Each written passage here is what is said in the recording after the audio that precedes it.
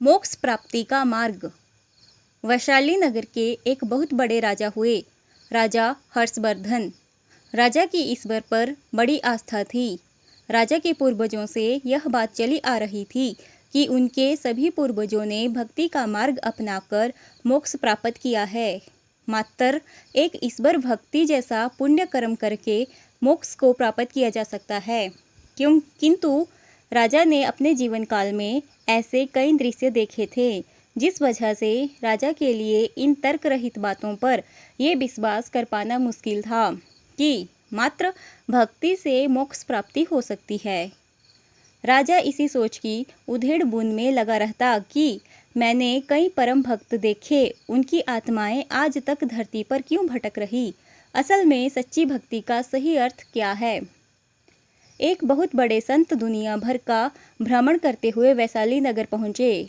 राजा तक जब यह बात पहुँची कि एक संत जो कि बहुत बड़े ज्ञानी महात्मा पुरुष हैं, वेदों का अच्छा ज्ञान है, उनका वैशाली नगर में आगमन हुआ है, राजा तुरंत संत को अपने महल में ले आया। खूब सेवा की। संत ने राजा से पूछा कि किसी बात को लेकर चिंतित जान पड़ते हो राजन? यदि कोई सवाल है मन में तो मुझ पूछ लो। राजन ने अपने सवाल संत जी के सामने रखते हुए कहा, हे ज्ञानी महात्मा, क्या ईश्वर भक्ति जैसे धर्म कर्म का रास्ता अपनाकर मोक्ष प्राप्त कर पाना संभव है? ज्ञानी संत ने उत्तर दिया, हे राजन, अगर हम सीधे तौर पर आपके प्रश्न का उत्तर दें तो आप उस उत्तर से कदाचित संतुष्टि प्राप्त नहीं कर पाओगे। सच्ची ईश्वर की भक्ति से मोक्ष प्राप्ति होती है। इस कथन में कितनी सत्यता है, यह जानने के लिए आपको संपूर्ण ईश्वर भक्ति को विस्तार से समझना होगा, क्योंकि संपूर्ण ईश्वर भक्ति ही आपको मोक्ष के द्वार तक लेकर जाती है और संपूर्ण ईश्वर भक्ति का आधार है पुण्य कर्म। जितना अधिक आप जीवन में पुण्य कर्म करोगे, आपके मोक्ष प्राप्ति का मार्ग उतना ही आसान होता चला जाएगा। मोक्ष प्राप्ति का रास्ता इतना सहज नहीं, इसके लिए मन और इंद्रियों पर नियंत्रण रखना अति आवश्यक है। मोक्ष प्राप्ति का पहला नियम यही है, अपने लोभ, मोह, वासना, घृणा, ईर्ष्या, क्रोध जैसे सभी विकारों पर विजय प्राप्त करना, ताकि धर्म कर्म के मार्ग पर यह आपके लिए बाधा उत्पन्न ना करे। हे राजन, हर धर्म कर्म हो सकता है, किंतु हर कर्म धर्म नहीं हो सकता। पुण्य कर्म करते समय तुम्हें धर्म कर्म दोनों को साथ लेकर चलना होगा। तुम्हारे द्वारा किए जाने वाली किसी भी प्रकार की क्रियाओं से किसी भी मनुष्य एवं जीव जंतुओं को हानि ना पहुँचे।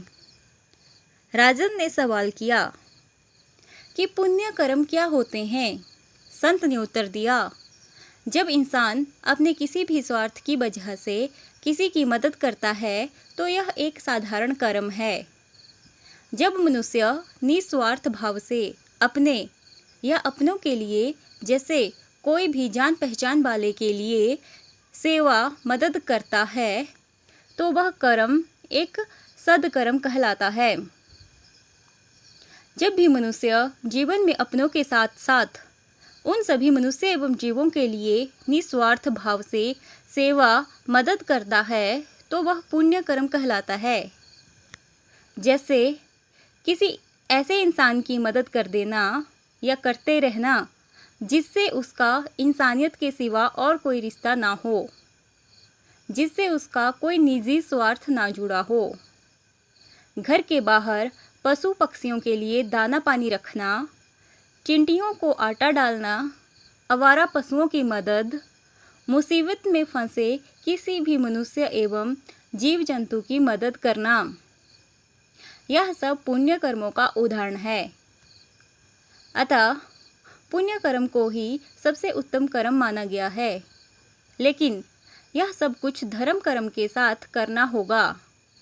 धर्म यानी परिवार, समाज और संसार के हर जीव प्राणी के प्रति अपनी जिम्मेदारियों को समझते हुए हर जिम्मेदारी को सच्ची निष्ठा से निभाना और हर कार्यों को पूरी ईमानदारी से पूर्ण करना।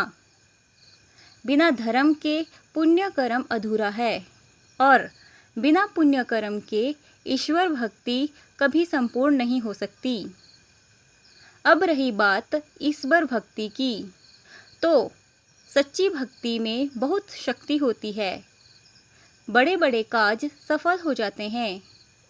जीवन की मुश्किलों से उबरा जा सकता है। पूरी श्रद्धा भाव से ईश्वर की पूजा करना, कीर्तन भजन करना, माला जपना, हवन करना, धर्म यात्रा करना, सत्संग करवाना या सुनना, यह सब बहुत ही अच्छे कर्म माने गए हैं। ईश्वर की ऐसी भक्ति करने से जीवन में सुख, सुकून, समृद्धि की प्राप्ति होती है। जीवन मंगलमय हो जाता है। यानी भक्ति से बहुत कुछ प्राप्त किया जा सकता है, लेकिन मोक्ष और अमरता नहीं। लेकिन मोक्ष का रास्ता इसी भक्ति से होकर ही निकलता है, क्योंकि हर वक्त ईश्वर की भक्ति में डूबा रहने वाला इंसान अध्यात्म ज्ञान की प्राप्ति करने लगता है। अध्यात्म ज्ञान इंसान को बुरे कर्म और अधर्म करने से रोकती है, जिस वजह से मनुष्य के मन में सकारात्मक विचारों का ही जन्म होता है, जिससे वह पुण्य कर्मों की ओर अग्रसर होता है। पूरी श्रद्धा भाव से ईश्वर की पूजा करना, कीर्तन भजन करना, माला जपना, हवन करना, धर्म यात्रा करना, सत्संग करवाना या सुनना, यह सब पूर्णतः ईश्वर की भक्ति नहीं है। अतः कोई भक्ति भी तब तक पुण्य कर्म की श्रेणी में नहीं गिनी जा सकती जब तक वो निस्वार्थ भाव से सार्वजनिक हित हेतु ना की जाए। जबकि ईश्वर की सच्ची भक्ति सिर्फ यहीं तक सीमित नहीं होती, बल्कि भूखे को खाना खिलाना, प्यासे को पानी पिलाना से लेकर हर पुण्य कर्म करना ही संपूर्ण ईश्वर भक्ति कहलाता है।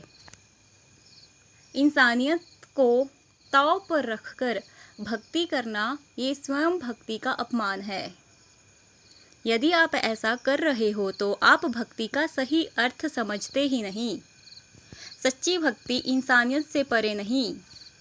यदि आपके अंदर निस्वार्थ सेवा के भाव तक नहीं, तो आप अब तक सच्ची भक्ति के ज्ञान से अपरिचित हैं और कोसों दूर हैं। बिना दान पुण्य और पुण्य कर्मों के ईश्वर भक्ति कभी संपूर्ण नहीं हो सकती। सोच कर देखो, कोई भूखा प्यासा आपके द्वार से वापस लौट जाए या फिर मंदिर की सीढ़ियों पर बैठे भूखे गरीब लोग आपकी ओर देखते रहें और आप उन्हें नज़रअंदाज करके मंदिर में ईश्वर को भोग लगाते फिरे तो क्या फ़ायदा। ऐसे धर्म कर्म का और ऐसी भक्ति का सब व्यर्थ है। यानी धर्म की संपूर्णता पुण्य कर्मों के बिना अधूरी है। जीवन संपूर्णता दो कर्म से मिलकर बनती है, सद्कर्म और पुण्य कर्म। जब तक आप जीवन में कोई भी अच्छा कर्म स्वयं के लिए कर रहे, अपने सगे संबंधियों के लिए कर रहे, जैसे पारिवारिक जिम्मेदारियों को ईमानदारी से निभाना, तो यह सद्कर्म है, ईश्वर की भक्ति करना इत्यादि। वहीं अगर आप समाज के प्रति जिम्मेदारियों को ईमानदारी से निभा रहे हो, निस्वार्थ भाव से किसी की भी मदद कर रहे हो, पशु पक्षियों की सेवा व दया भाव प्रेम रखते हो, दान पुण्य करते हो, तो यह पुण्य कर्मों की श्रेणी में गिने गए हैं।